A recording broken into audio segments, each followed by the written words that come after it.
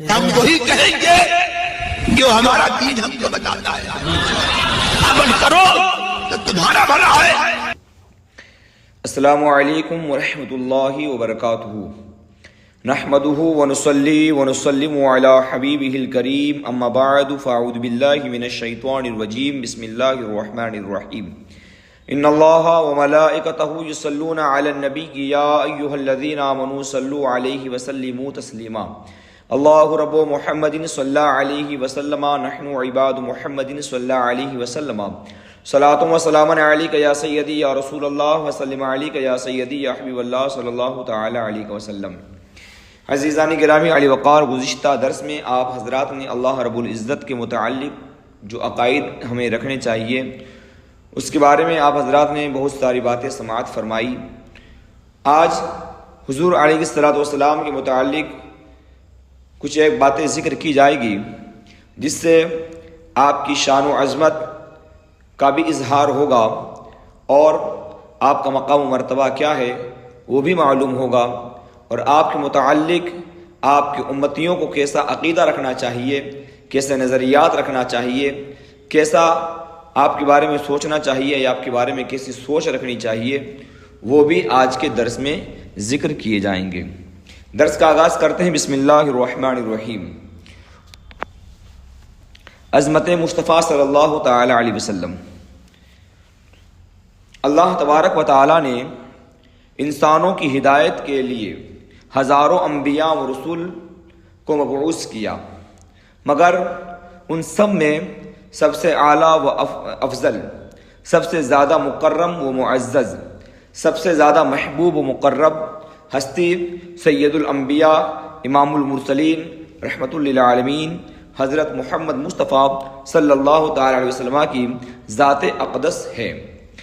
اس کا پورا کا مطلب اتنا ہوا کہ اللہ رب العزت نے دنیا کے اندر جو کچھ بھی پیدا کیا اور جس کسی کو بھی پیدا کیا، ان تمام میں ہر اعتبار سے اگر دیکھا جائے تو سب سے افضل، سب سے اعلیٰ، سب سے فضیلت والے، سب سے زیادہ اللہ کے قریب اور اللہ کے سب سے زیادہ پیارے اگر کوئی ہیں وہ ہمارے اور آپ کے آقا حضور صلی اللہ تعالی علیہ وسلم کی ذات بابرکت ہے۔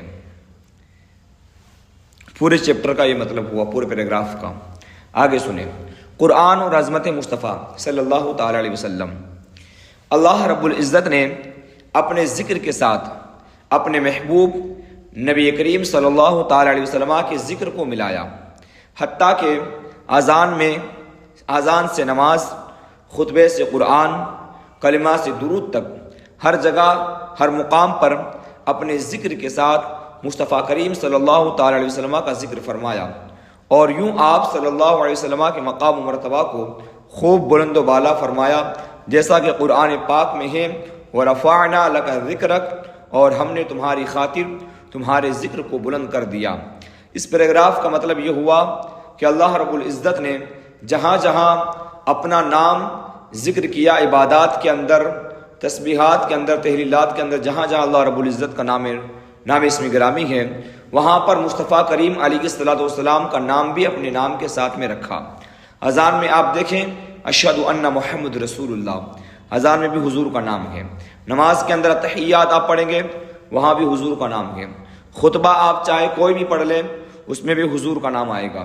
قرآن مقدس کے اندر رسول پاک کا نام ایک مقام پر نہیں، بارہا مقامات پر حضور علیہ الصلوۃ والسلام کے بارے میں ذکر کیا گیا۔ کلمہ پڑھیں تو کلمہ میں رسول پاک صاحب اللہ کا نام، درود پاک پڑھیں تو حضور کا نام۔ غرض کے جنت کے ہر پتے پر رسول اللہ صلی اللہ علیہ وسلم کا نام اسم گرامی اللہ کے نام کے ساتھ لکھا ہوا ہے۔ جنت کے دروازے پر رسول پاک صلی اللہ علیہ وسلم کا نام لکھا ہے۔ تو گویا کہ اللہ رب العزت نے اپنے محبوب پاک صاحب اللہ صلی اللہ علیہ وسلم کے نام اسم گرامی کو اپنے نام کے ساتھ جوڑ کر حضور کا مقام اور مرتبہ بڑھا دیا، اور ہمیں بتا دیا کہ اللہ رب العزت کے نزدیک حضور کا مقام و مرتبہ کیا ہے، اور ہمیں حضور کے بارے میں کیسا نظریہ رکھنا چاہیے کہ بھائی جن کے بارے میں اللہ رب العزت نے قرآن میں فرمایا وَرَفَعْنَا لَكَ ذِكْرَكَ، اے محبوب ہم نے آپ کے لیے آپ کے ذکر کو بلند فرما دیا، آپ کے مقام و مرتبہ کو بلند فرما دیا، اور اتنا بلند کیا کہ اس مقام و مرتبہ تک پہنچنا تو درکنار، اس مقام و مرتبہ تک کسی کی رسائی بھی نہیں ہے، اور وہاں تک کسی کی نظر جا سکتی ہے، نہ کسی کی نظر جا سکتی ہے، بلکہ حضور فرماتے ہیں مقام پر کہ میری حقیقت کو میرے رب کے سوا کوئی نہیں جانتا ہے۔ تو حضور کا مقام اور مرتبہ سب سے افضل ترین ہے، اور اللہ رب العزت نے ہر مقام پر اپنے نام کے ساتھ میں مصطفیٰ کریم صلی اللہ علیہ وسلم کا نامی اسم گرامی کو بھی ذکر فرمایا ہے۔ آگے بڑھے، رحمت للعالمین کیا مطلب ہوا؟ حضور صلی اللہ تعالی علیہ وسلم سارے جہان کے لیے، پوری دنیا کے لیے، ہر عالم کے لیے، پوری مخلوق کے لیے آپ رحمت بنا کر بھیجے گئے ہیں۔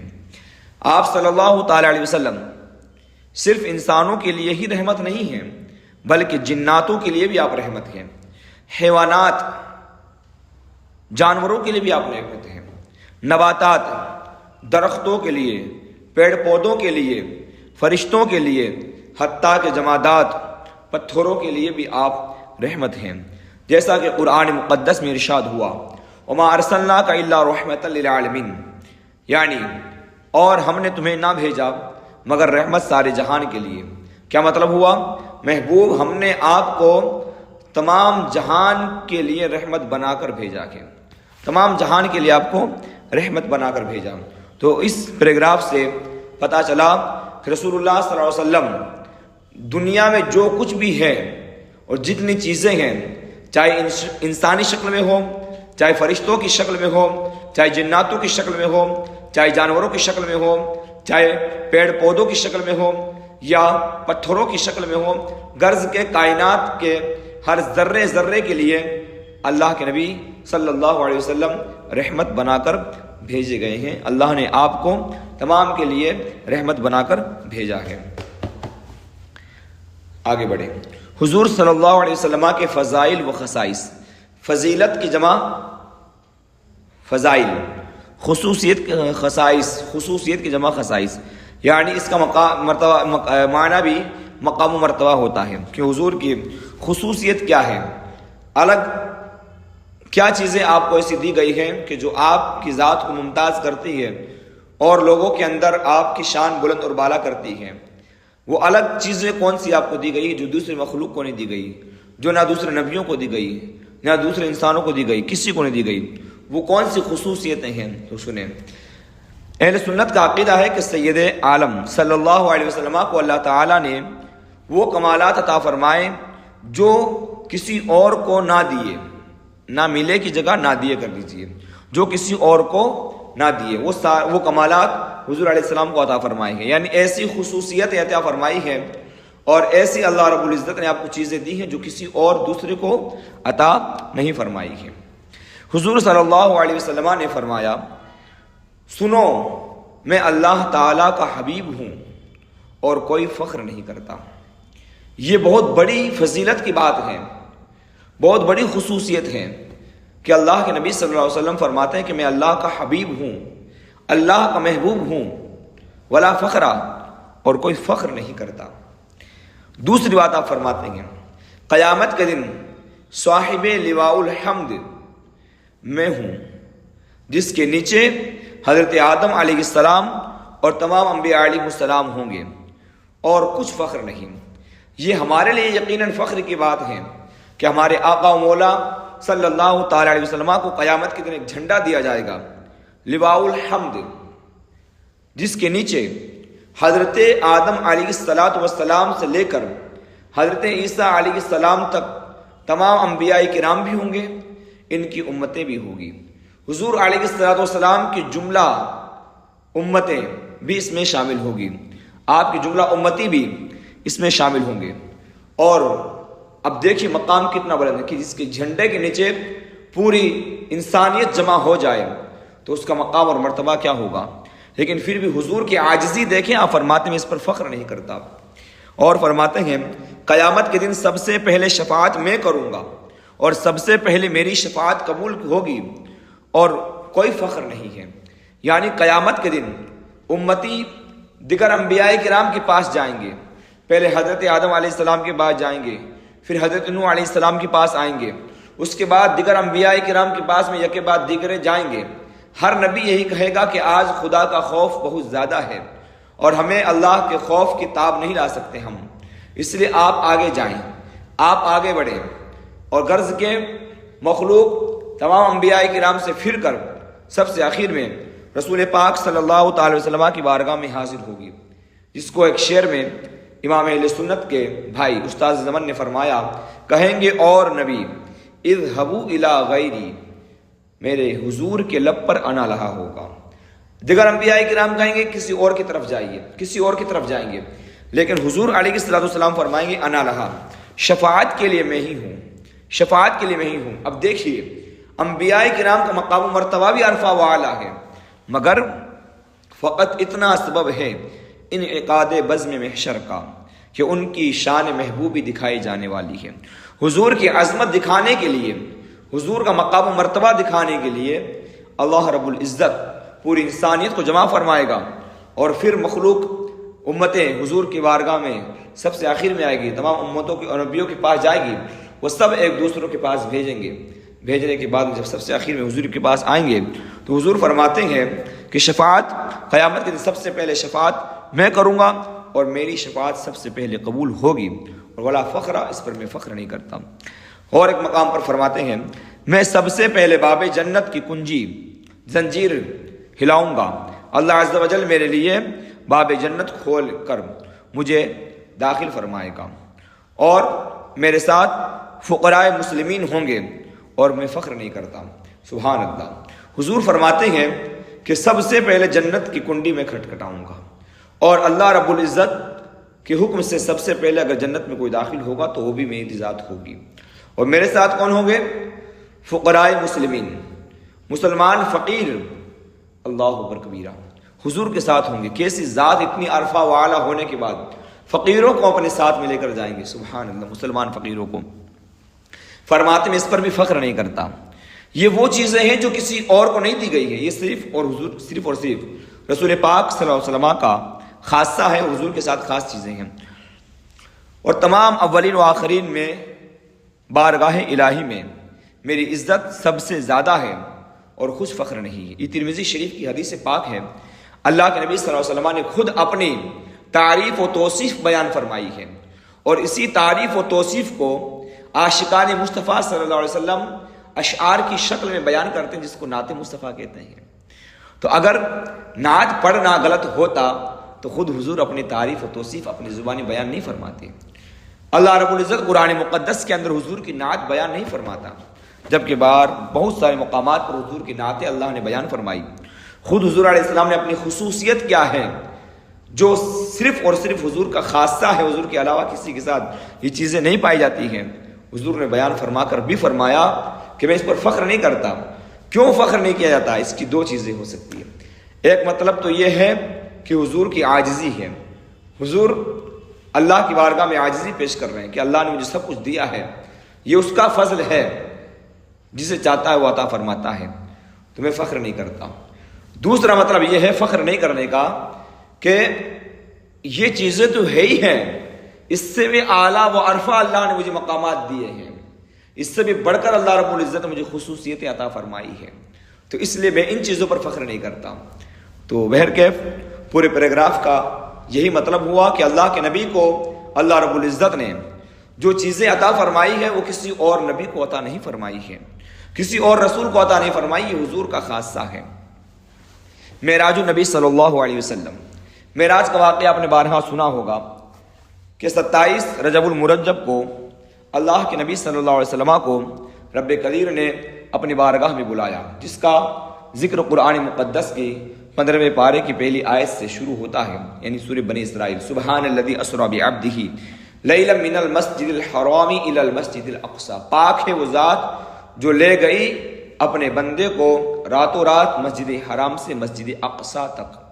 مسجد حرام اور مسجد اقصی کا جو فاصلہ ہے وہ سب کو معلوم ہے کہ مکہ مکرمہ کہاں ہے، فلسطین میں بیت المقدس ہے، کتنا دور ہے، کتنا فاصلہ ہے، لیکن راتوں رات اور اسرا رات کے تھوڑا حصہ کو بولتے ہیں، رات کے تھوڑے سے حصے کے اندر اپنے محبوب کو مسجد حرام سے مسجد اقصی تک اللہ رب العزت لے گیا۔ یہ بات تو قرآن مقدس کی نص سے ثابت ہیں، آیت سے ثابت ہیں۔ اس کے بعد کیا ہوا وہ حضور علیہ الصلوۃ والسلام کی احادیث سے ثابت ہے کہ اللہ کے محبوب صلی اللہ علیہ وسلم فرماتے ہیں کہ اس کے بعد میں نے آسمانوں کی سیر کی اور ساتوں آسمان سے آگے سدرۃ المنتہا تک پہنچا، وہاں پر جبریل امین نے ساتھ چھوڑا۔ اس کے بعد اللہ رب العزت کی بارگاہ میں مجھے حاضر کیا گیا اور اللہ وحدہ لا شریک کی بارگاہ میں حاضر ہوا، جس کا ذکر قرآن مقدس کے 27ویں پارے اور سورہ نجم میں ملتا ہے کہ اللہ کے محبوب صلی اللہ علیہ وسلم کا قرب اللہ کی بارگاہ میں کتنا ہوا اور کتنے حضور اللہ کے سے قریب ہوئے۔ تو اس میں اللہ رب العزت نے فرمایا ثم دنا فتدلا، ثم دنا فتدلا، پھر قریب ہوا، بہت قریب ہوا، فکان قاب قوسین او ادنا، تو اتنا قریب ہوا کہ گویا کہ 2 کمانوں کا فاصلہ رہ گیا یا اس سے بھی کم تر۔ فاوحا الی عبدہ ما اوحا، پھر اللہ رب العزت نے گفتگو کا آغاز فرمایا اور وحی نازل فرمائی جو اس کو نازل فرمانی تھی۔ تو بہرکیف یہ معراج کا مختصر سا ذکر ہے۔ اب بہت سارے لوگوں کو یہ شبہ ہوتا ہے کہ حضور کو حالت جسمانی میں معراج نہیں ہوئی بلکہ حالت روحانی میں معراج ہوئی ہے، اور بیداری کے عالم میں نہیں ہوئی ہے بلکہ خواب کے عالم میں ہوئی ہے۔ لیکن جبکہ اہل سنت و جماعت کا عقیدہ اور نظریہ یہ ہے کہ حضور کو معراج جو نصیب ہوئی ہے وہ جسم کے ساتھ نصیب ہوئی ہے اور بیداری کی حالت میں نصیب ہوئی ہے، اور اللہ کا جو دیدار ہوا ہے وہ حضور نے اپنی آنکھوں سے اللہ رب العزت کا دیدار کیا ہے۔ اسی لیے جب غیب کی بات آتی ہے تو اعلیٰ حضرت امام اہل سنت نے بڑی پیاری بات ذکر کی ہے کہ اور کوئی غیب کیا تم سے نہا ہو بلا، وہ کون سا غیب ہے جو آپ سے چھپا ہوا ہے؟ سب سے بڑی چیز اور سب سے بڑا غیب اللہ رب العزت کی ذات مقدسہ ہے، جس کو کسی نے نہیں دیکھا۔ فرماتے ہیں اور کوئی غیب کیا تم سے نہا ہو بلا، جب نہ خدا ہی چھپا تم پہ کرو درود۔ جب اللہ رب العزت ہی کو آپ نے دیکھ لیا تو کائنات کی کون سی شے آپ سے پوشیدہ ہے؟ کوئی چیز آپ سے پوشیدہ نہیں ہے۔ بہرکیف معراج اللہ تعالیٰ نے، ابھی تو کتاب میں دیکھیں، اللہ تعالیٰ نے اپنے محبوب صلی اللہ علیہ وسلم کو سدرۃ المنتہا تک سیر کرائی اور قرب خاص عطا فرمایا، خاص اپنی قربت اور اپنے قریب فرمایا اور دیدار بھی کرایا۔ یعنی حضور صلی اللہ علیہ وسلم نے اپنے دل اور سر کی آنکھوں سے اپنے رب عز و جل کا دیدار کیا۔ رأیت ربی، میں نے اپنے رب کو دیکھا، یہ حضور کی۔ اب معراج کے متعلق انشاءاللہ تعالیٰ کبھی تفصیل گفتگو کروں گا، اور مخالفین کے جو اعتراضات ہیں ان اعتراضات کے جوابات بھی انشاءاللہ دینے کی کبھی اور کوشش کروں گا، یہاں اس کا مقام نہیں ہے۔ جامع الکلمات، جامع الکلمات، جمع ہو گئے کمالات، جتنے بھی کمالات ہیں وہ سب کے سب آپ کی ذات مقدسہ میں جمع ہے۔ یہ چیز اس کا مطلب ہوا، ہیڈنگ کا مطلب۔ اب آئیے، آپ صلی اللہ علیہ وسلم کو اللہ تعالیٰ نے ایسا بنایا کہ جتنے اوصاف، خوبیاں، کوالٹیز تمام لوگوں میں پائے جاتے ہیں، تمام لوگوں میں، حضرت آدم علیہ السلام سے لے کر اب تک اور قیامت تک جتنے انسان آئے اور آئیں گے پائے جاتے ہیں، خواہ نبی ہوں یا ولی، ان تمام کے برابر بلکہ اس سے بھی بہت زیادہ حضور صلی اللہ علیہ وسلم کی ذات مقدسہ میں پائے جاتے ہیں۔ جتنی خوبیاں تمام انسانوں کے اندر پائی جاتی ہیں ان تمام کے برابر نہیں بلکہ اس سے بھی زیادہ تنہا مصطفیٰ کریم صلی اللہ علیہ وسلم کی ذات مقدسہ میں پائی جاتی ہے۔ یعنی جتنے معجزات اور کمالات الگ الگ انبیاء کرام میں پائے جاتے ہیں، کسی کو ایک معجزہ دیا، کسی کو 2 معجزے دیے، کسی کو چند معجزات دیے، یا اللہ رب العزت نے اپنے نبیوں کو معجزات دیے، یہ اللہ رب العزت کا فضل ہے۔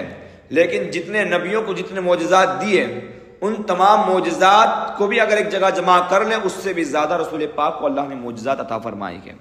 جتنی خوبیاں، کمالات، کمال کی چیزیں اللہ نے انبیاء کرام کو اور ان کی امتوں کو دی ہیں ان تمام کو بھی جمع کر لیں اس سے بھی زیادہ اللہ رب العزت نے اپنے محبوب پاک صلی اللہ علیہ وسلم کو وہ ساری چیزیں عطا فرمائی ہے۔ اس کا مطلب اتنا ہی ہوا۔ آگے بڑھیں۔ معجزات، معجزات یہ معجزہ کی جمع ہے، اور معجزہ کہتے ہیں کہ نبی سے ایسی بات صادر ہونا جس کو عقل تسلیم نہ کرے، اس کو معجزہ کہتے ہیں۔ اللہ رب العزت نے انبیاء کرام علیہ السلام کے ہاتھوں معجزات ظاہر فرمائے، ان کے ہاتھوں سے معجزات ظاہر ہوتے تھے۔ جیسے حضرت داؤد علیہ السلام سخت لوہا اگر ہاتھ میں لیتے تھے وہ لوہا آپ کے لیے موم بن جایا کرتا تھا۔ اسی طرح حضرت موسیٰ علیہ السلام کا عصا دیکھیں آپ نے ہاتھ میں لیا تو عصا ہے، بغل میں ڈالا تو وہی روشنی بن جاتی تھی، زمین پہ ڈالتے تھے اژدہا سانپ بن جاتا تھا۔ یہ آپ کا معجزہ، پتھر پہ مارتے تو پتھر سے پانی کا چشمہ جاری ہوتا، یہ آپ کا معجزہ ہے۔ اس طرح اللہ رب العزت نے انبیاء کرام کو الگ الگ معجزات عطا فرمائے ہیں۔ تو اللہ رب العزت نے انبیاء کرام علیہ السلام کے ہاتھوں معجزات ظاہر فرمائے اور ہر نبی کو چند معجزات دیے، عطا فرمائے، کسی کو 2، کسی کو 3، کسی کو 4، اس طرح اللہ نے معجزات دیے۔ لیکن اپنے محبوب کریم صلی اللہ علیہ وسلم کو سراپا معجزہ بنا کر بھیجا۔ حضور کو اللہ رب العزت نے پورا معجزہ بنا کر بھیجا۔ آپ کی ذات مقدسہ ہی اللہ رب العزت کا معجزہ ہے۔ آپ سے اتنے معجزات صادر ہوئے، اتنے معجزات صادر ہوئے جس کا شمار نہیں ہو سکتا، جن میں چند ایک کا ذکر کیا جاتا ہے۔ آپ صلی اللہ علیہ وسلم نے چاند کے 2 ٹکڑے فرمائے۔ حضور نے اشارہ کیا انگلی سے، چاند 2 ٹکڑے ہو گیا۔ کیا انسان کے عقل میں بات آتی ہے کہ چاند کے ٹکڑے ہو سکتے ہیں؟ نہیں آتی ہے، لیکن عقل کے خلاف بات کر کے نبی نے بتایا، اسی کو معجزہ کہتے ہیں۔ جانوروں اور پتھروں نے آپ صلی اللہ علیہ وسلم سے کلام کیا۔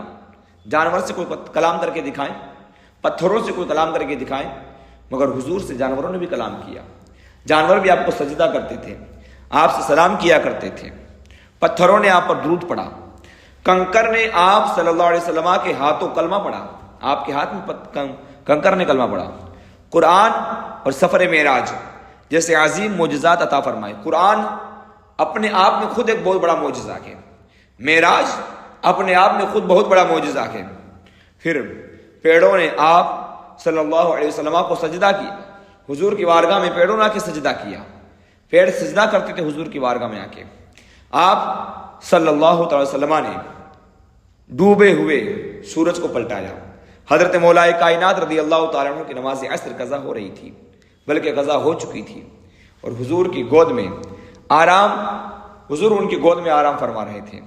تو آپ دیکھیے صحابہ کرام کا عشق دیکھیے اور ان کا ایمان دیکھیے۔ حضرت رسول پاک حضرت مولا کائنات کی گود میں ہے، نماز عصر کا وقت ختم ہونے جا رہا ہے، سورج ڈوبنے والا ہے، حضرت علی نے نماز ادا نہیں کی تھی۔ تو اب دیکھیے ان کا عقیدہ یہ تھا ان کا کہ اگر حضور کو اٹھا دوں تو یہ حضور کی نیند میں خلل ہو جائے، نہ اٹھاؤں تو سورج ڈوب جائے، اللہ کی نافرمانی ہو جائے۔ تو کیا ہوا؟ اسی کشمکش میں تھے، اور آپ نے رسول پاک صلی اللہ علیہ وسلم کو جگایا نہیں، بلکہ آپ کی آنکھوں سے آنسو جاری ہو گئے، اور وہ آنسو حضور علیہ السلام کے چہرے مبارکہ پر آئے۔ تو حضور کی آنکھ کھل گئی، پوچھا علی کیوں روتے ہو؟ کہا حضور سورج ڈوب گیا ہے، نماز قضا ہو گئی ہے۔ تو جگایا کیوں نہیں؟ کہ حضور آپ کی نیند میں خلل آ جاتا۔ اللہ اکبر کبیرہ۔ حضور علیہ السلام نے ڈوبے ہوئے سورج کو حضرت مولائے کائنات کے لیے پلٹا دیا، اور ڈوبا ہوا سورج پلٹ کر آیا، حضرت علی رضی اللہ تعالیٰ عنہ نے نماز ادا فرمائی۔ اب محدثین نے لکھا ہے کہ جب تک رسول پاک صلی اللہ علیہ وسلم کے یہ صحابی حضرت علی نماز ادا نہیں کرتے اس وقت تک سورج نہیں ڈوبتا، اس لیے کہ اب سورج جو نکلا ہے وہ علی کے لیے نکلا تھا اور علی کی نماز کے لیے نکلا تھا، تو جب تک وہ نماز ادا نہ کرتے سورج نہیں ڈوبتا۔ اللہ اکبر کبیرہ۔ ادھر حضرت علی کا عشق دیکھیں، عشق کی حدیں پار کر دی کہ سورج تو ڈوب گیا مگر رسول پاک صلی اللہ علیہ وسلم کی نیند میں خلل آ جائے یہ آپ کو گوارا نہیں ہے۔ صحابہ کرام نے عقیدہ دیا کہ نماز بھی اسی وقت قبول ہوگی جب تعظیم مصطفیٰ کا حق کو کی جائے گی۔ ثابت ہوا جملہ فرائض فروع ہے، اصل الاصول بندگی اس تاجور کی ہے۔ ثابت ہوا جملہ فرائض فروع ہے، سب کچھ بعد میں ہے۔ اللہ کے نبی صلی اللہ علیہ وسلم کی تعظیم و توقیر ہے تو ساری عبادات قبول ہوگی، تعظیم مصطفیٰ نہیں ہے تو کچھ بھی قبول نہیں ہو سکتا۔ یہ ذہن دیا۔ بہرکیف یہ چند معجزات آپ نے سماعت کیے۔ اب یہ علم ما کان و ما یکون، یہ ایک پوری ہیڈنگ ہے جس کو بولڈ نہیں کیا گیا۔ علم ما کان و ما یکون کیا مطلب ہوا؟ جو کچھ ہوا اور قیامت تک جو کچھ ہونے والا ہے ان سب باتوں کا علم اللہ رب العزت نے آپ کو عطا فرما دیا اور اللہ رب العزت کی عطا سے آپ کو حاصل ہے۔ حضور کا علم کتنا ہے، کیسا ہے، یہ علم غیب کے بیان میں انشاءاللہ تفصیل سے آپ سنیں گے۔ اس میں صرف آپ کو اتنا ہی یاد رکھنا ہے کہ اللہ رب العزت نے اپنے محبوب پاک صلی اللہ تعالی علیہ وسلم کو جمیع ما کان و ما یکون کا علم عطا فرمایا۔ کیسے عطا فرمایا، کتنی مدت میں عطا فرمایا اور کتنا علم عطا فرمایا، یہ سب انشاءاللہ علم غیب کا بیان مکمل طور سے آ رہا ہے، پورا چیپٹر اسی کا ہے، اس میں آپ حضرات سنیں گے۔ نورانیت، حدیث نور، اللہ تعالیٰ نے تمام چیزوں سے پہلے اپنے نبی کے نور کو اپنے نور سے پیدا فرمایا، جیسا کہ صحیح حدیث میں وارد ہے۔ یہ اہل سنت و جماعت کا عقیدہ ہے کہ اللہ تعالیٰ نے تمام چیزوں میں، مخلوقات میں سب سے پہلے اگر کوئی چیز پیدا فرمائی ہے تو اللہ رب العزت نے ایک نور پیدا فرمایا تھا، اور اس نور سے پوری کائنات کی تقسیم ہوئی ہے، اس نور سے پوری کائنات کو پیدا کیا ہے۔ وہ نور کیا ہے؟ وہ نور رسول اللہ صلی اللہ علیہ وسلم کا نور ہے، حضور کا نور ہے۔ اور یہ بات ہم اپنی جانب سے نہیں کہتے ہیں، بلکہ اس کے متعلق صحیح حدیث موجود ہے، جیسا کہ آپ نیچے آئیے تھوڑا سا، خلق عظیم کے بعد ایک حدیث لکھی ہوئی ہے، لا یؤمن احدکم حتی اکون احب الیہ، صحیح بخاری اور مسلم کا حوالہ دیا ہوا ہے، ریفرنس دیا ہوا ہے، اس کے نیچے دیکھیے، جیسا کہ آدھا پیج پہ دیکھیے، جیسا کہ حدیث صحیح میں ہے، اے جابر، بے شک اللہ تعالیٰ نے تمام اشیاء سے پہلے، یعنی تمام چیزوں میں سب سے پہلے تیرے نبی کے نور کو اپنے نور سے پیدا فرمایا۔ ایک یہ نہیں، دوسری حدیث یہ ہے کہ سب سے پہلے اللہ تعالیٰ نے میرے نور کو پیدا فرمایا۔ تو یہ دو حدیثیں اوپر والے بیان سے ریلیٹڈ تھی، شاید ٹائپنگ کی مسٹیک کی وجہ سے یا سیٹنگ کی مسٹیک کی وجہ سے یہ نیچے آ گئی ہے، تو اس کو آپ اسی کے اندر شامل کریں، خلق عظیم سے پہلے یہ دو حدیثیں اس میں شامل کر لیں۔ تو ان دونوں حدیثوں سے کیا پتہ چلا کہ اللہ رب العزت نے، پہلی بات تو یہ پتہ چلی کہ اللہ رب العزت نے سب سے پہلے حضور علیہ الصلوۃ والسلام کے نور کو پیدا فرمایا اور اس نور سے ساری کائنات کو پیدا فرمایا، ایک بات یہ۔ دوسری بات یہ کہ اللہ رب العزت نے اپنے نور سے نبی کے نور کو پیدا فرمایا۔ اب اپنے نور سے نبی کے نور کو پیدا فرمایا، اس کا کیا مطلب ہے کہ اللہ رب العزت نے اپنی ذات کو جدا کر کے یا اپنی ذات سے ایک نور جدا کر کے حضور کے نور کو پیدا فرمایا؟ نہیں، یہ ہرگز مطلب نہیں۔ اگر یہ عقیدہ رکھا جائے کہ اللہ رب العزت نے اپنی ذات سے ایک نور جدا کیا اور اس سے اللہ رب العزت نے اپنے محبوب کا نور بنایا تو یہ شرک ہے۔ لیکن عقیدہ کیا ہے ہمارا؟ اللہ رب العزت کے نور کی شعاؤں سے اللہ رب العزت نے ایک نور پیدا فرمایا۔ ذات الگ چیز ہے، نور کی شعائیں الگ چیز ہیں۔ تو اللہ رب العزت نے اپنے نور کی تجلیات سے ایک نور پیدا فرمایا، اور اس نور، وہ نور رسول پاک صلی اللہ علیہ وسلم کا نور پاک تھا، اس نور سے اللہ نے ساری کائنات کو پیدا فرمایا۔ حضور فرماتے ہیں کہ میں اللہ کا نور ہوں۔ تو اسی لیے ہمارا عقیدہ یہی ہے کہ حضور بشر ہیں مگر افضل البشر ہیں اور نوری بشر ہیں، یہ ہمارا عقیدہ۔ بہرکیف تو یہ دونوں حدیثیں اٹھا کر آپ نورانیت کے چیپٹر میں شامل کر لیجئے گا۔ آگے بڑھے، خلق عظیم۔ خلق عظیم کس سے کہتے ہیں؟ خلق عظیم کا مطلب ہوتا ہے، خلق مانے عادت، طور و طریقے، اور عظیم عرفہ والا، بہت بلند، بہت بڑا۔ تو حضور کے اخلاق جو تھے، حضور کی عادت جو تھی، حضور کے جو طور و طریقے تھے، وہ سب سے افضل تھے، سب سے اعلیٰ، سب سے نرالے تھے، جس کو قرآن نے بھی کہا انک لعلی خلق عظیم، لعلی خلق عظیم، کہ آپ کے اخلاق سب سے اعلیٰ ہیں۔ آپ کے اخلاق کریمہ کیسے تھے؟ آپ کی عادتیں کیسے تھیں؟ اخلاق کریمانہ کو دیکھ کر لوگ آپ کے ہاتھ پر اسلام قبول کرتے تھے، لوگ آپ کی اداؤں کو دیکھ کر اسلام قبول کرتے تھے اور دامن اسلام سے وابستہ ہو جاتے تھے۔ تو یہ آپ کے اخلاق تھے، آپ کے اطوار تھے، آپ کے طور و طریقے تھے۔ ایمان کی شرط، اس کے اندر ایک چیز آپ اور بڑھا لیجئے، ایمان کامل کی شرط، ایمان کامل کی شرط، یعنی مومن کامل کب بنتا ہے انسان؟ وہ چیز حدیث پاک ہے، اور بخاری شریف اور مسلم شریف کی حدیث پاک ہے، لا یؤمن احدکم حتی اکون احب الیہ من والدہ وولدہ والناس اجمعین۔ اس کا ترجمہ آپ اس کے نیچے، تو جسٹ نیچے دو حدیث نور آ گئی ہے، تو حدیث نور اوپر اٹھائیں گے اور اس کے بعد میں آپ دیکھیں، تم میں سے اس وقت تک مومن نہیں ہو سکتا جب تک کہ میں اس کے نزدیک اس کے تمام اولاد، اس کے والدین اور تمام جہان میں سب سے زیادہ محبوب نہ ہو جاؤں، اس وقت تک وہ مومن کامل نہیں ہو سکتا۔ تو مومن کامل ہونے کے لیے یہ شرط ضروری ہے کہ تمام دنیا کے اندر جتنی چیزیں ہیں، چاہے بچے، والدین یا احباب جتنے ہوں، ان تمام میں جب تک سب سے زیادہ حضور علیہ السلام کی سچی پکی الفت و محبت نہیں ہوگی، اس وقت تک انسان مومن کامل نہیں بن سکتا۔ ڈاکٹر اقبال نے اسی کے متعلق ایک شعر کہا ہے کہ محمد کی محبت دین حق کی شرط اول ہے، محمد کی محبت دین حق کی شرط اول ہے، اسی میں ہو اگر خامی تو سب کچھ نامکمل ہے۔ حضور کی محبت یہ شرط اول ہے، پہلی شرط ہے، پہلی شرط۔ اگر اسی میں کمی رہ جائے تو پھر سب کچھ ہونے کے باوجود بھی ایمان کامل نہیں ہو پائے گا۔ نمازیں ہیں، روزے ہیں، حج ہے، زکوٰۃ ہے، سب کچھ ہے، مگر یہ چیز نہیں ہے تو ایمان کامل نہیں ہوگا۔ اب بات آتی ہے اطاعت رسول فرض ہے، یعنی رسول پاک صلی اللہ تعالی علیہ وسلم کی پیروی کرنا، آپ کے نقش قدم پر چلنا، یہ امت پر فرض ہے۔ اللہ رب العزت نے قرآن مقدس میں بھی ارشاد فرمایا، قل اطیعوا اللہ واطیعوا الرسول واولی الامر منکم، کہ اطاعت کرو اللہ اور اس کے رسول کی اور اولو الامر کی۔ اولو الامر سے مراد کون ہیں؟ اس کی مختلف تفسیریں ملتی ہے، اس کے متعلق مختلف باتیں آتی ہیں، لیکن جو جامع اور عمدہ تفسیر ہے وہ یہ ہے کہ علماء کرام اور علماء ربانیین کی اطاعت اور فرما برداری بھی کرنا یہ لازم و ضروری ہے۔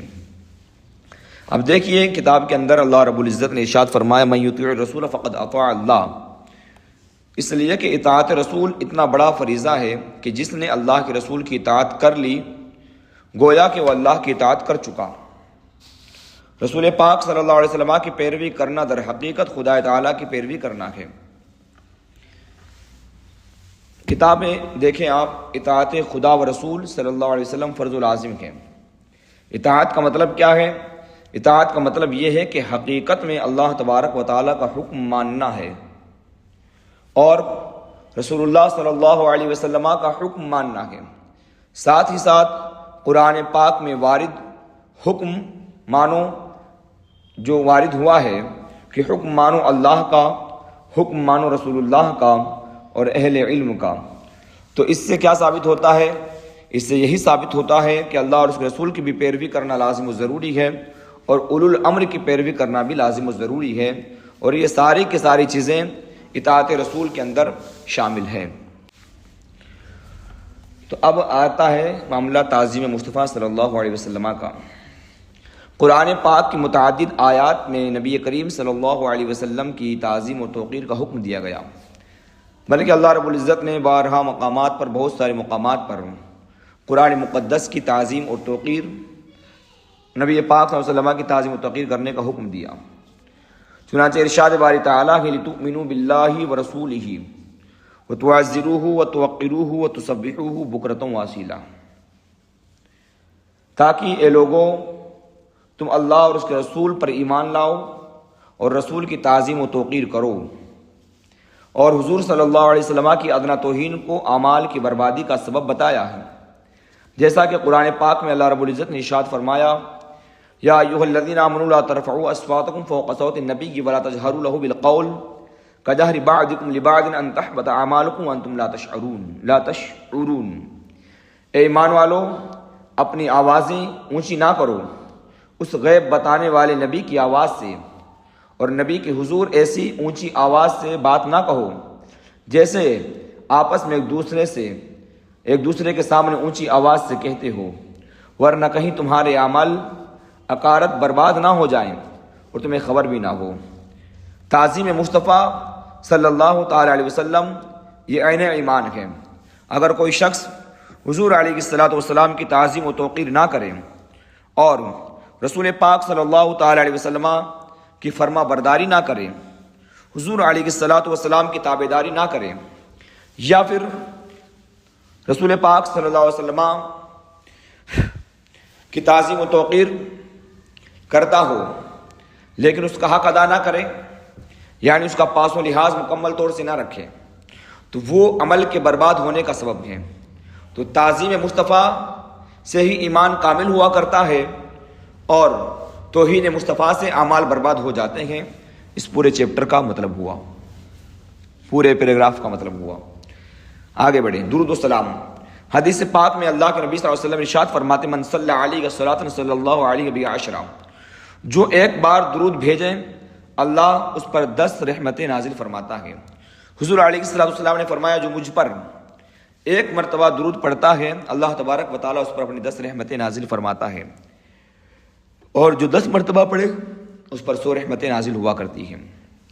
تو حضور پاک صاحب رولاک صلی اللہ علیہ وسلم نے فرمایا جو بندہ مجھ پر درود پڑھتا ہے میں اس کا درود سنتا بھی ہوں، اسے پہچانتا بھی ہوں، اور درود پاک ایسی چیز ہے کہ اس سے عشق مصطفیٰ صلی اللہ علیہ وسلم پیدا ہوتا ہے۔ عشق مصطفیٰ صلی اللہ علیہ وسلم پیدا کرنے کا بہت بڑا ذریعہ بھی درود پاک ہے، بلکہ ہر مشکل اور دشواری کو دور کرنے کے لیے بھی مؤثر ہے۔ کوئی پریشانی میں مبتلا ہو، دشواری میں مبتلا ہو تو اکابرین امت نے فرمایا کہ وہ درود پاک کی کثرت کریں، حتیٰ کہ اگر کوئی گناہ گاری کے اندر میں مبتلا ہو جائے اور سخت گناہ میں ملوث ہو جائے تو اس کو بھی چاہیے کہ وہ کثرت سے درود پاک پڑھے۔ انشاءاللہ تعالیٰ درود پاک کی برکت سے اللہ تعالیٰ اس کو نجات عطا فرمائے گا۔ تو اب دیکھیے آپ حضور علیہ الصلوۃ والسلام پر درود پاک پڑھنا، اس کا حکم قرآن مقدس میں اللہ رب العزت نے دیا اور بہت ساری حدیثیں ہمارے پاس میں موجود ہیں۔ تعظیم مصطفیٰ کا حکم دیا۔ تعظیم کے بارے میں ہر آدمی جانتا ہے کہ تعظیم کا درجہ کیا ہوتا ہے، کھڑے ہو جائے۔ تو اہل سنت و جماعت نبی پاک صلی اللہ علیہ وسلم کی بارگاہ میں درود پڑھتے ہیں، وہ قرآن مقدس سے ثابت ہیں ان اللہ و ملائکتہ یصلون علی النبی یا ایھا الذین آمنوا صلوا علیہ وسلموا تسلیما۔ اب کھڑے ہو کر پڑھتے ہیں، اس کے متعلق کوئی آیت کوئی حدیث لوگ کہتے ہیں کہ کوئی نہیں ہے۔ ہم نے کہا کہیں نہیں ہے، لیکن یہ بتائیں کہ رسول پاک صلی اللہ تعالی علیہ وسلم کی تعظیم اور توقیر کرنے کا حکم تو قرآن کے اندر دیا ہے۔ اللہ نے فرمایا لتؤمنوا باللہ ورسولہ، تو اب تعظیم اور توقیر کا مطلب تو ہمیں یہی سمجھ میں آتا ہے کہ جب حضور پاک صاحب الاولاق صلی اللہ تعالی علیہ وسلم کی مقدس بارگاہ میں درود پاک کا خراج پیش کیا جائے تو کھڑے ہو کر عرض کریں، اس لیے کہ جب اپنی عرضی پیش کرنی ہوتی ہے دنیا داروں کی بارگاہ میں، چاہے کورٹ ہو چاہے کچہری ہو یا اور محکمے ہو، جہاں جہاں انسانوں کی سنوائی ہوتی ہے تو وہاں انسان کھڑے ہو کر ادب کے انداز میں اپنی بات پیش کرتا ہے۔ تو دنیا داروں کے سامنے اگر اس انداز میں بات پیش کریں تو وہ ادب کہلائے۔ رسول اللہ صلی اللہ علیہ وسلم کی بارگاہ میں مؤدب انداز میں ہاتھ باندھ کر کھڑے ہو کر درود پاک کا خراج پیش کرے تو ناجائز کیسے ہو جائے گا؟ اس لیے درود پاک کا ثبوت بھی قرآن پاک میں ہے، حدیث پاک میں بہت ساری احادیث موجود ہیں، اور اس کا جو تجربہ ہمارے اکابرین نے کیا ہے وہ اس کا اثر یہ ہے کہ درود پاک سے عشق مصطفیٰ پیدا ہوتا ہے، درود پاک سے مشکلات حل ہوتی ہیں، درود پاک اللہ رب العزت کے قرب کو بڑھانے کا بہت بڑا ذریعہ بھی ہے۔ اللہ تعالیٰ ہمیں صحیح سمجھ عطا فرمائے۔ آئیے اب نبی پاک صلی اللہ علیہ وسلم کی ذات کے متعلق، نبوت و رسالت کے متعلق کچھ اہم عقائد اور نظریات ہیں، اس کو ملاحظہ فرمائیں۔ نبی کہتے کسے ہیں پہلے وہ دیکھیں۔ نبی اس بشر کو کہتے ہیں، اس انسان کو کہتے ہیں جن پر اللہ تبارک و تعالیٰ کی جانب سے وحی نازل ہوئی ہو اور وہ اللہ تعالیٰ کی جانب سے لوگوں کے ہدایت اور رہنمائی کے لیے تشریف لاتے ہیں۔ یہ نبی کی تعریف ہے، یعنی وہ اللہ کے مقرب بندے جو لوگوں کی ہدایت اور رہنمائی کے لیے تشریف لاتے ہیں اور اللہ تعالیٰ ان پر اپنی وحی نازل فرماتا ہے۔ رسول کسے کہتے ہیں؟ رسول وہ نبی ہیں جو اللہ تبارک و تعالیٰ کی جانب سے نئی شریعت یا حکم لے کر آئے، نئی شریعت لے کر آئے یا نیا حکم لے کر آئے۔ ہر رسول نبی ہوتا ہے لیکن ہر نبی رسول نہیں ہوتا ہے، اسی لیے نبیوں کی تعداد لاکھوں میں ہے لیکن رسولوں کی تعداد سینکڑوں میں ہے۔ اور رسول جب آتا ہے تو پچھلی شریعت کے احکام منسوخ ہو جاتے ہیں، جیسا کہ ہمارے حضور صلی اللہ علیہ وسلم تشریف لائے تو اگلی جتنی شریعتیں تھیں، جتنے دین تھے، جتنی کتابیں تھیں، ہم اس کو سب کو برحق مانتے ہیں، مگر اس کے احکام ہمارے لیے نافذ نہیں ہوتے ہیں۔ کیوں؟ اس لیے کہ ہمارے حضور نئی شریعت لے کر آئے، نیا دین لے کر آئے۔ تو ہمارا اور آپ کا جو مذہب ہے، وہ جو شریعت ہے، وہ نئی شریعت ہے، نیا دین ہے، جس نے پچھلی شریعتوں کے احکام کو منسوخ کر دیا۔ تو اب رسول وہ نبی ہیں جو اللہ تعالیٰ کی جانب سے نئی شریعت یا نیا حکم لے کر آتے ہیں، جن سے پچھلا حکم پر عمل کرنے کا معاملہ ختم ہو جاتا ہے کہ اب پچھلے احکام پر عمل نہیں کیا جائے گا، بلکہ جو نئی شریعت آئی ہے اسی پر ہی عمل کیا جائے گا۔ وحی الہی کسے کہتے ہیں؟ نبی پر وحی کبھی فرشتوں کے واسطے سے، کبھی بلا واسطہ نازل ہوتی ہے، لیکن وحی کہتے کسے ہیں؟ وہی کہتے ہیں اللہ تبارک و تعالیٰ کا پیغام، جو اللہ تعالیٰ اپنے نبی تک پہنچاتا ہے۔ اب یہ پیغام کبھی فرشتوں کے ذریعے سے پہنچایا جاتا ہے اور کبھی ڈائریکٹ پہنچا دیا جاتا ہے۔ اس کے اندر بھی آپ دیکھیں اور اس کی حکمت کو سمجھنے کی کوشش کریں۔ جب اللہ تبارک و تعالیٰ اپنا پیغام اپنے محبوب نبیوں تک ڈائریکٹ پہنچانے پر قادر ہے تو فرشتوں کو ذریعہ اور واسطہ کیوں بنایا جا رہا ہے؟ وسیلہ کیوں بنایا جا رہا ہے؟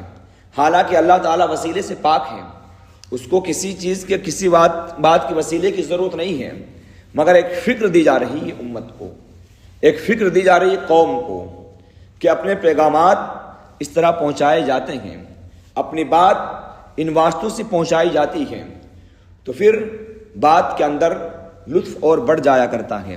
تو اللہ تعالیٰ وہی کبھی ڈائریکٹ نازل فرماتا تھا اور کبھی فرشتوں کے ذریعے سے نازل فرماتا تھا۔ آسمانی کتابیں، ویسے تو چھوٹی بڑی بہت ساری آسمانی کتابیں ہوئی۔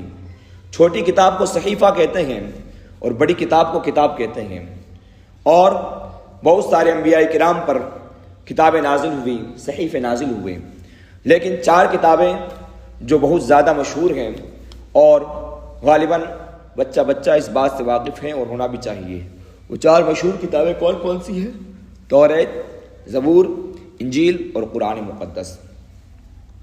قرآن کا معجزہ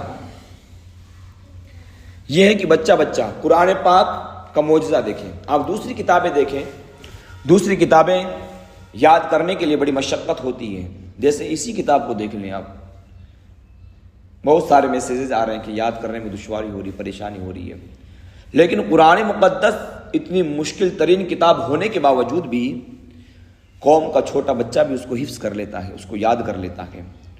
تو یہ معجزہ ہے قرآن مقدس کا، اللہ کے نبی صلی اللہ علیہ وسلم کا، کہ بچہ اس کو حفظ کرتا ہے، اور اس کی 7 قرات متواتر برحق ہے، یعنی جو ہم قرات پڑھتے ہیں یہ الگ قرات ہیں، اس کے علاوہ 6 قراتیں اور بھی ہیں جس کو الگ الگ انداز میں پڑھا جاتا ہے۔ ختم نبوت، اس کو آپ اگر ختم نبوت ہیڈنگ رکھنی ہے تو اگلی بات اس طور پہ ہوگی کہ اللہ رب العزت نے اپنے محبوب پاک صلی اللہ تعالی علیہ وسلم کو خاتم النبیین بنا کر بھیجا۔ آپ کے بعد میں کوئی نیا نبی آ ہی نہیں سکتا۔ جو عقیدہ رکھے کہ حضور کے بعد کوئی نیا نبی آ سکتا ہے وہ کافر ہیں، اور اگر ختم نبوت کے جو بعد کی بات ہے اس کو باقی رکھیں تو ہیڈنگ میں تھوڑی سی چینجنگ آپ کو کرنی پڑے گی۔ ختم نبوت کی جگہ آپ زوال نبوت کر دیں۔ تو زوال نبوت کا مطلب ہوتا ہے کہ کسی نبی سے نبوت کے زوال کو جائز سمجھنا، کہ اس سے نبوت ختم ہو سکتی ہے، اس سے نبوت چھینی جا سکتی ہے، یہ عقیدہ رکھنا کفر ہے، یہ عقیدہ رکھنا کفر ہے۔ عصمت الانبیاء، انبیاء کرام کی عصمت کا معنی ہوتا ہے گناہوں سے محفوظ رہنا، پاک ہونا، خطا سے بچنا۔ تو عصمت الانبیاء، انبیاء کرام کی عصمت، کیا مطلب؟ انبیاء علیہ السلام گناہ و خطا سے معصوم اور محفوظ ہوتے ہیں، ان سے گناہ سرزد ہو ہی نہیں سکتا، ان سے قبل بعثت و بعد بعثت کبائر و صغائر کا صادر ہونا محال ہے۔ اس کو یوں سمجھیں کہ نبیوں کو نبوت جو دی جاتی ہے وہ ایک عمر میں آ کر ان کو دی جاتی ہے جو متعینہ عمر ہوتی ہے. جیسے ہمارے اور آپ کے آقا صلی اللہ علیہ وسلم کو نبوت جو دی گئی وہ 40 برس کی عمر میں نبوت دی گئی. تو اب نبوت سے پہلے کا زمانہ ہو یا نبوت کے بعد کا زمانہ ہو، دونوں زمانوں کے اندر نبی کا خطا سے محفوظ ہونا لازم اور ضروری ہے. کسی نبی سے کوئی گناہ سرزد ہو ہی نہیں سکتا، چاہے نبوت ملنے سے پہلے کا معاملہ ہو چاہے نبوت ملنے کے بعد کا معاملہ ہو. ائمہ دین کو انبیاء کرام علیہ السلام کی طرح معصوم سمجھنا یہ گمراہی ہے. بہت سارے لوگ اہل بیت اطہار نبوت کو معصوم سمجھتے ہیں. وہ معصوم نہیں ہے، محفوظ ہے. معصوم ہستیاں صرف دو ہیں، انبیاء کرام اور فرشتے، یہ دو معصوم ہیں. باقی اللہ رب العزت کے مقرب بندے جیسے صحابہ کرام، اولیاء اعظام، یہ اللہ رب العزت کے مقرب بندے، اللہ تعالیٰ ان کو محفوظ رکھتا ہے گناہوں سے. ممکن ہے گناہ سرزد ہو جاتا لیکن اللہ ان کو بچاتا ہے. گناہ ہونا ممکن رہتا ہے، امکان ہے کہ یہ کر سکتے ہیں، مگر اللہ تبارک و تعالیٰ ان کو گناہ سے محفوظ رکھتا ہے. یہ عقیدہ رکھنا پڑے گا. تبلیغ احکام، دین کے احکام جو ہے اس کی تبلیغ. انبیاء علیہ السلام نے اللہ تبارک و تعالیٰ کا ہر حکم بندوں تک پہنچا دیا. جو کہے کہ انہوں نے کوئی حکم چھپا دیا ہے یا چھپا لیا یا احکام نہیں پہنچائے وہ کافر ہیں. جتنے احکام اللہ تعالیٰ نے اپنے نبیوں تک دیے ہیں، نبیوں نے وہ احکام آگے پہنچا دیے ہیں، ایک بھی حکم اٹھا کر نہیں رکھا. علم غیب، اللہ تبارک و تعالیٰ نے انبیاء علیہ السلام کو اپنے غیوب پر مطلع فرمایا. زمین و آسمان کا ہر ذرہ ان کے علم میں ہے، لیکن یہ علم عطائی ہے، ذاتی نہیں، اور متناہی ہے، غیر متناہی نہیں ہے. اللہ تعالیٰ نے عطا فرمایا ہے اور اللہ رب العزت نے اس کا ذکر قرآن مقدس میں بہت ساری آیات میں ذکر فرمایا جو اگلے درس میں آپ حضرات سنیں گے. حضور کا علم متناہی ہے، ایک احاطے میں ہے، ایک اس کی حد ہے، لیکن رسول پاک اللہ رب العزت کا علم غیر متناہی، اس کی کوئی حد بندی کچھ بھی نہیں ہے، وہ لا متناہی ہے. تعظیم انبیاء، نبی کی تعظیم فرض عین ہے، کسی نبی کی ادنا توہین کرنا بھی کفر ہے.